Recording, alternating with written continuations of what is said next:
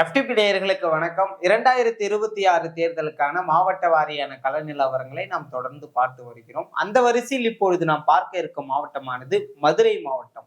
இந்த மாவட்டத்தில் இருக்கக்கூடிய கள நிலவரம், வெற்றி வாய்ப்பு இதை பற்றி பேச நம்மோடு வம்சி அவர்கள் இணைந்திருக்கிறார். வணக்கம். வணக்கம் சதீஷ். மதுரை மாவட்டம் எவ்வாறு இருக்கிறது கள நிலவரம் உங்களுடைய பார்வையில்? மதுரை அதாவது தென் தமிழ்நாட்டின் அடையாள தலைநகர் சொல்லலாம். அந்த மாதிரி ஒரு மாவட்டம். ஸோ இங்க 10 சட்டமன்ற தொகுதிகள் இருக்கு. ஸோ கடந்த முறை திமுக அதிமுக, அதாவது திமுக சென்னையை ஸ்வீப் பண்ணாங்க, அதிமுக கோயம்புத்தூர் ஸ்வீப் பண்ணாங்க. மதுரையில மட்டும் 50-50 அப்படின்ற மாதிரி, திமுக அணி 5 சீட்டு, அதிமுக அணி 5 சீட்டுன்ற 50-50ன்ற மாதிரி இருந்தாங்க. ஸோ இந்த முறை வந்து ஒரு ஏகப்பட்ட லோக்கல் இஷ்யூஸ் இருக்கு. அங்க சிவிக் ஒர்க்ஸ் கொஞ்சம் மதுரைக்குள்ள நிறைய நடக்கல. அந்த இவங்க மத்தியில் அதிருப்தி நிறைய இருக்கு. மக்கள் மத்தியில் அந்த கார்பரேஷன் செயல்பாடு அதிருப்தி இருக்கு. பிடிஆரே ஓப்பனா வந்து சொன்னேன், நான் நினைச்சதெல்லாம் மதுரைக்கு பண்ண முடியல அப்படின்ற ஓப்பனா சொன்னார. ஸோ இந்த முறை இந்த களம் வந்து கொஞ்சமே திமுகவுக்கு மதுரை சவாலாக தான் இருக்கும். ஏன்னா மதுரையோட அதிமுக கட்டமைப்பு கொஞ்சம் நல்லதா இருக்கு. இங்க 3 மாவட்ட செயலாளர்கள் அதிமுகல செல்லூர் ராஜு, ராஜன் செல்லப்பா, ஆபி உதயகுமார், இவங்க 3 பேருமே கொஞ்சம் நல்ல தொகுதியை வச்சிருக்காங்க. ஸோ ஃபர்ஸ்ட் மதுரையை பொறுத்து பார்த்தோன்னா, 10 தொகுதியில முதல் தொகுதி வந்து மேலூர் சட்டமன்ற தொகுதி. இந்த மேலூர் வந்து நாம அனாலிசிஸ் பண்ணும் போதே நான் சொல்லிருக்கேன், இந்த திமுக யூஸ்வலா இங்க கண்டெஸ்ட் பண்ணதே கிடையாது, கண்டெஸ்ட் பண்ணவும் விரும்பாது. மேலூர்ல பார்த்தோன்னா திமுக இங்க வெற்றி பெற்றதே இல்லை. 2001 அதிமுக தான் சிட்டிங் எம்எல்ஏஸா இருக்காங்க. இப்போ கரண்டா அதிமுக சேர்ந்த திரு பெரிய புல்லான் பி செல்வம், அவர் தான் இப்பவும் கேண்டிடேட். அவர் வந்து 2016 அவர் தான் ஜெயிச்சிட்டு இருக்காரு. அவர் முத்திரையர் சமூகத்தை சேர்ந்தவர். காங்கிரஸ் கட்சி அவருக்கு எதிராக கண்டெஸ்ட் பண்ணுதுங்க. இதுல வந்து என்னன்னா, ஒரு பொது தொகுதியில் காங்கிரஸ் கட்சி வந்து ஒரு பட்டியல் சமூகத்தை வேட்பாளர் திரு பி விஸ்வநாதன் ஃபீல் பண்ணியிருக்காங்க. பட் அவர் லோக்கல் ஆள் கிடையாது, அது ஒரு இஷ்யூங்க. அப்புறம் நாம் தமிழ் வந்து கோட்டை குமார், டிவிக்கு வந்து மதுரை வீரன், இது கண்டெஸ்ட் பண்றாங்க. 2016 பெரிய புல்லான் வந்து இங்க பாத்தீங்கன்னா 45% ஓட்டு எடுத்திருக்காங்க. இங்க வந்து அமமுக ஒரு 18% எடுத்திருக்காங்க, ஏ செல்வராஜ் வச்சு. அப்புறம் நாம் தமிழ் வந்து கருப்புசாமி, அவர் 10%, அவர் ஒரு 5.8% எடுத்திருக்காங்க. எம்என்எம் ஒரு 2000 ஓட்டு அப்படி எடுத்திருக்காங்க. ஸோ இங்க காங்கிரஸ் அப்போ 2021 கண்டெஸ்ட் பண்ணி அவங்க 25% எடுத்திருக்காங்க. ஸோ அப்போ முக்குளத்தோர் வேட்பாளர் போட்டிருக்காங்க. இப்போ வந்து ஒரு பட்டியல் சமூக வேட்பாளர் போட்டிருக்காங்க. இங்க நீங்க இந்த தொகுதியை எடுத்துக்கிட்டோம்னா, இங்க வந்து Mutharaiyar single large party population 20% இருக்காங்க. ஸோ ஆட்டோமேட்டிக்கா அவங்க ஓரளவு மிகப்பெரிய பிளான் கன்சல்ட் ஆகிடுவாங்க. ஸோ இங்க வந்து கொஞ்சம் காஸ்ட் கான்ஃபிளிக்ஸ்லாம் கொஞ்சம் இருக்கு. நம்ம எல்லாம் கேள்விப்பட்டிருப்போம். இந்த மேலவளூர் முருகேசன் அவர் டெத்தில் இந்த தொகுதி இருக்கு. ஸோ இங்க கொஞ்சம் ஆன்டி கொஞ்சம் இஷ்யூஸும் கொஞ்சம் இருக்குங்க.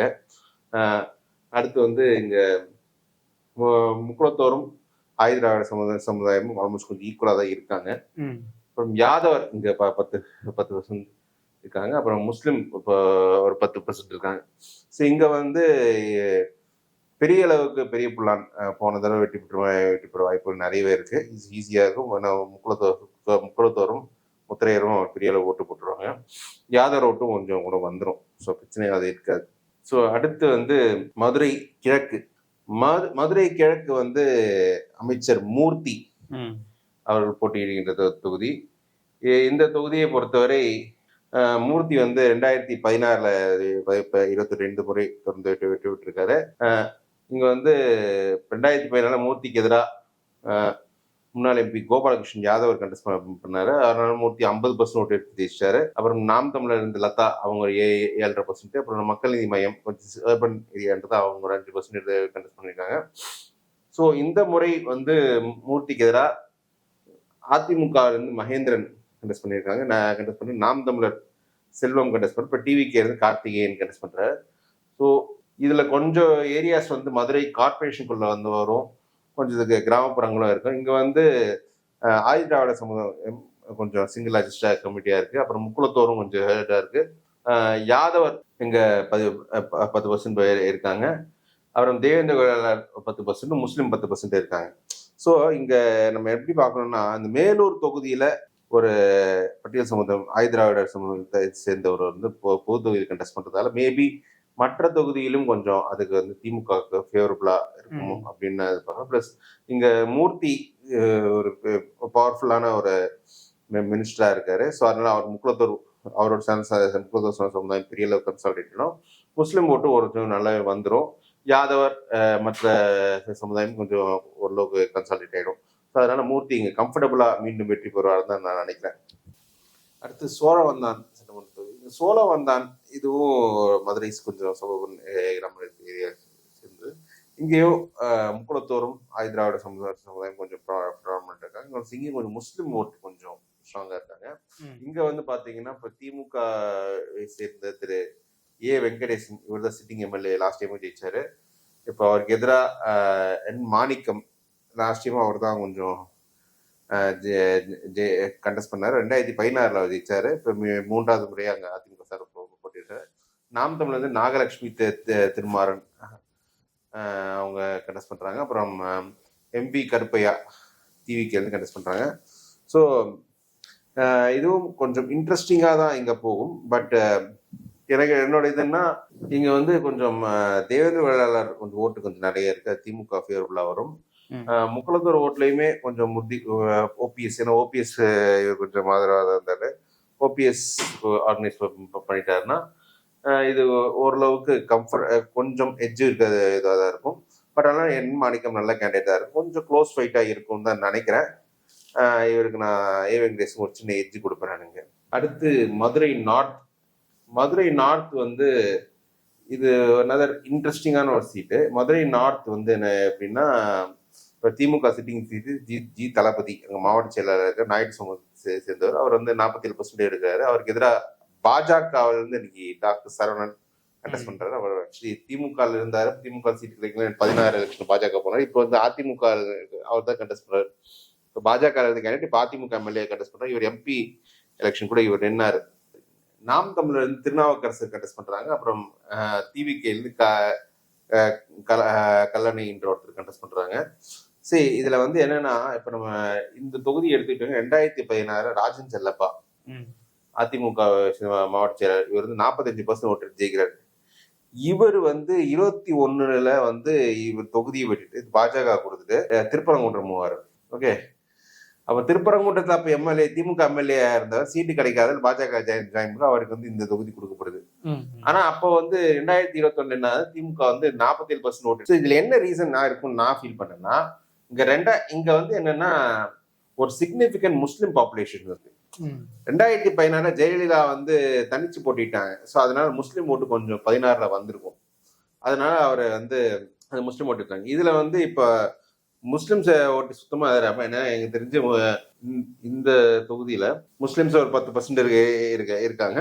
பட் இங்கேயும் முக்குளத்தோரம் பறையர் தான் இங்க டாமினண்டா இருக்கிறதால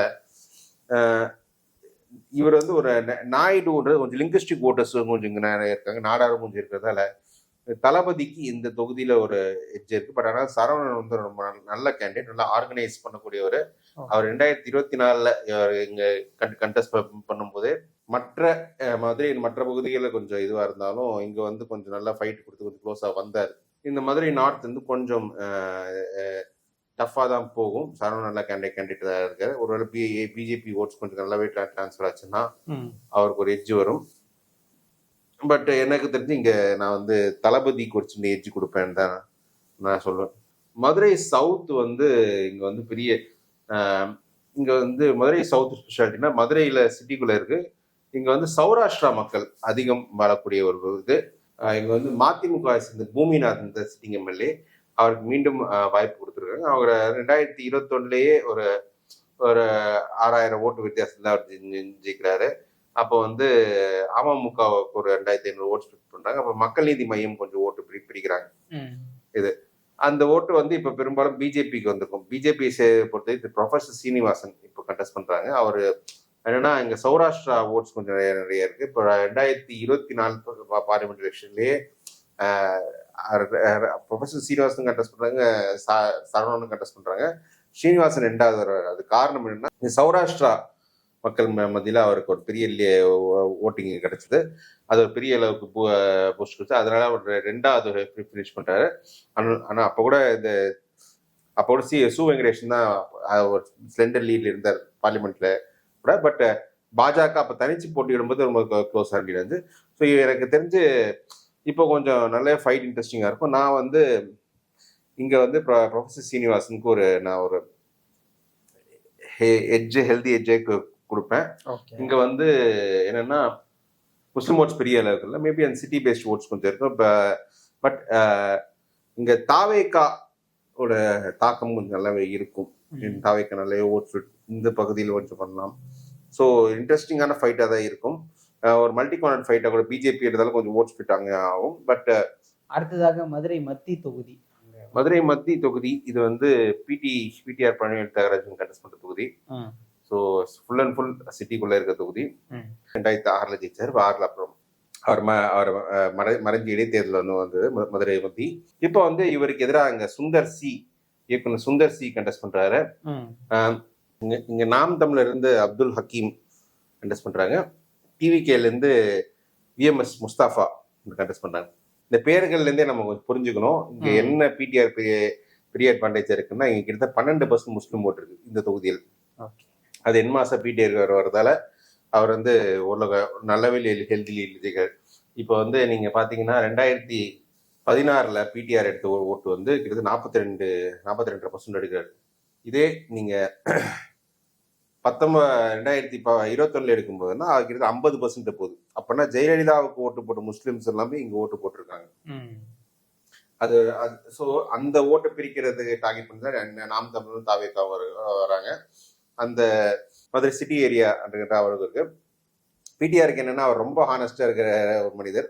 அதனால ரீசெண்டா நான் மதுரைக்கு நான் பண்ணணும்னு நினைச்ச பல விஷயங்கள் பண்ண முடியல அப்படின்ற அந்த ஒரு கருத்தை சொல்லியிருக்காரு. ஸோ எனக்கு தெரிஞ்சு சுந்தர் சியும் நம்ம அந்த கேண்டிடேட் ஃபர்ஸ்ட் போடும்போது கொஞ்சம் ஒரு விமர்சனம், எப்படி இவர் என்ன மதுரையில் வச்சுக்கிறாருன்னு. பட் அவர் கொஞ்சம் நல்லாவே கேம்பெயின் பண்ணிட்டு இருக்காருன்ற மாதிரி தகவல் வருது.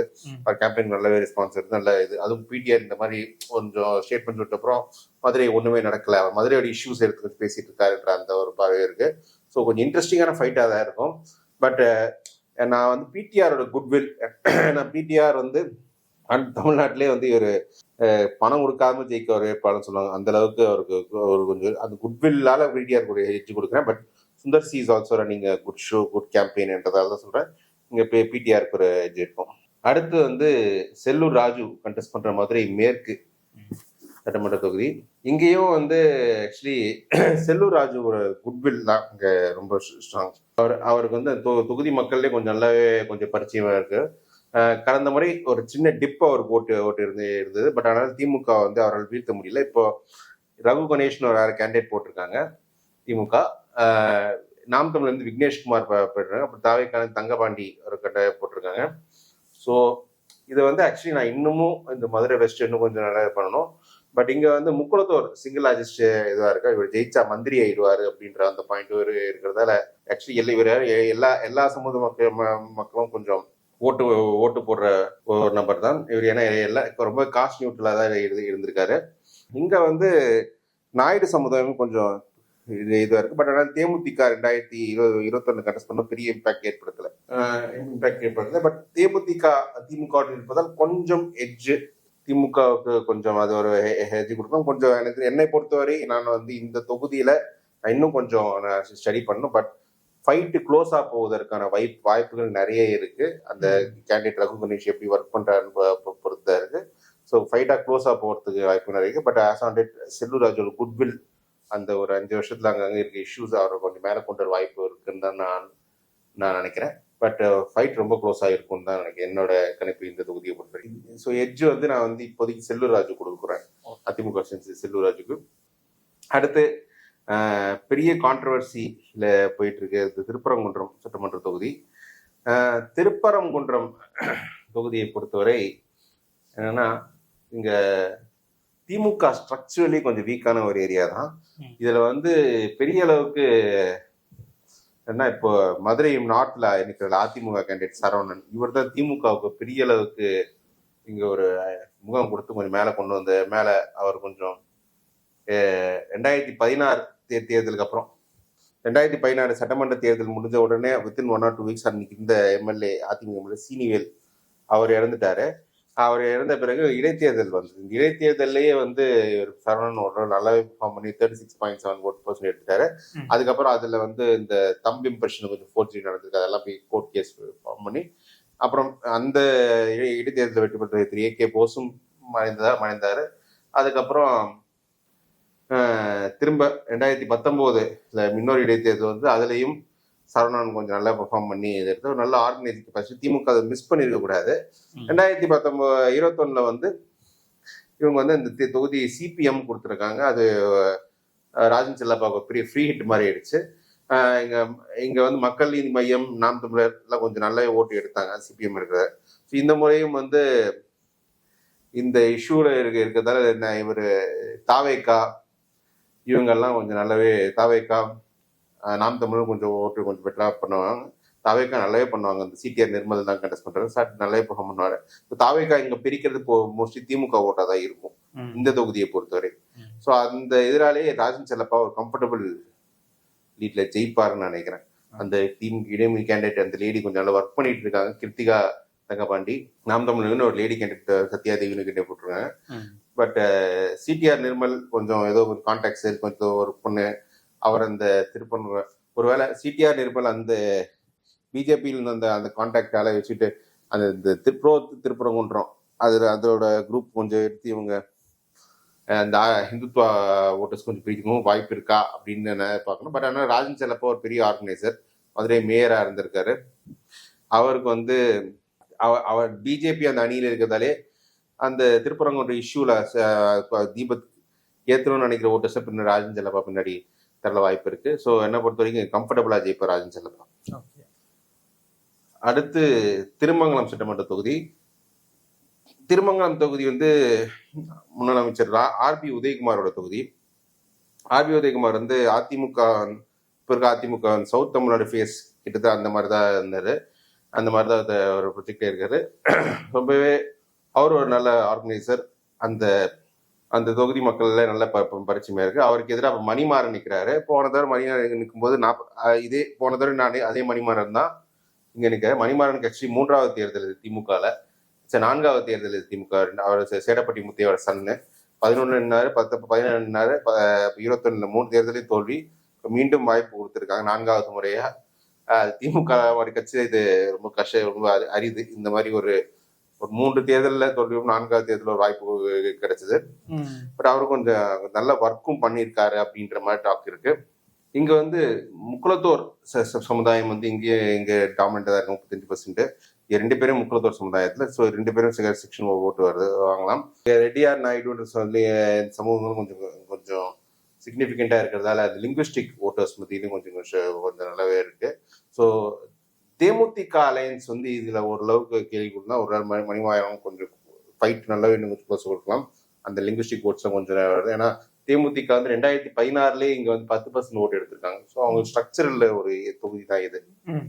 அந்த ஓட்ஸ் வந்து கொஞ்சம் நல்லா வந்துச்சுன்னா மணிமாறன் கொஞ்சம் பூஸ்ட் இன்னும் கொஞ்சம் க்ளோஸா வர வாய்ப்புகள் இருக்கு இந்த தொகுதியை பொறுத்தவரை.